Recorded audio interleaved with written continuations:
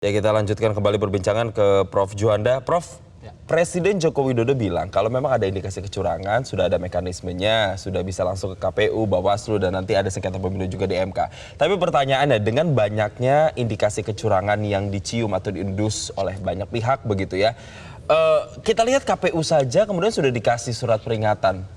SP3 bahkan itu sampai 3 kali, tapi nampaknya itu juga tidak membuat gentar. Yang jadi pertanyaan adalah apakah kita masih bisa percaya dengan KPU dan juga Bawaslu yang juga kita nantikan nyalinya ini, Prof. Juanda? Ya, saya kira memang eksistensi KPU Bawaslu dalam proses pemilu 2024 ini saya melihat agak terdegradasi ya. Ya, artinya kepercayaan itu pasti agak sedikit tidak full lagi, bahkan berkurang, menurun sekali ya. Karena apa? Terbukti dengan adanya pelanggaran kode etik dan KPU jelas ini adalah melalui putusan DKPP ya, apalagi ketuanya adalah sudah dilakukan sanksi kode pelanggaran berat terakhir ya, kode etik. Nah, menurut saya sebenarnya DKPP juga ya itu masih bermain di zona nyaman. Kenapa demikian? Kenapa tidak tegas misalnya seperti ketua KPU sudah 3 kali misalnya. Kenapa sampai 3 kali? Harusnya sudah, kalau memang terbukti, menurut saya lebih bagus pemecatan pemberhentian permanen.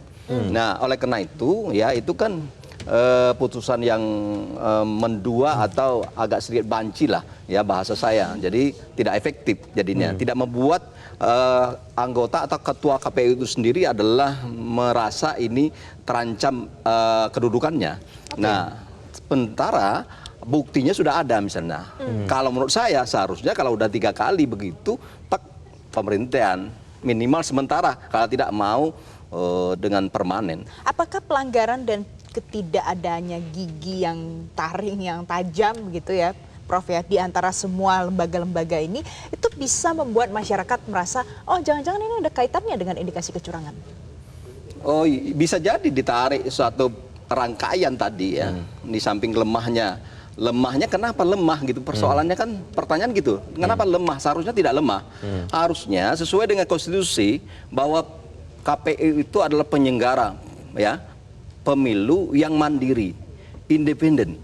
Artinya kalau mandiri independen ya itu dia tidak tergantung dan tidak terpengaruh dengan kekuasaan atau pengaruh-pengaruh lain. Yang penting demi untuk negara pemilu ini berjalan secara jujur dan adil ya. Saya kira itu yang sebagai sebuah paradigma yang dilakukan, yang harus dilakukan oleh KPU, termasuk Bawaslu. Dan itu juga dalam undang-undang pemilu ada azas-azas penyelenggaraan pemilu, azas kepastian hukum, azas adil, keterbukaan dan segala macam. Kenapa tidak dilaksanakan kalau memang itu ada hal-hal yang misalnya ada pengaruh-pengaruh? Jangan lemah dalam konteks seperti ini, karena ini untuk bangsa dan negara.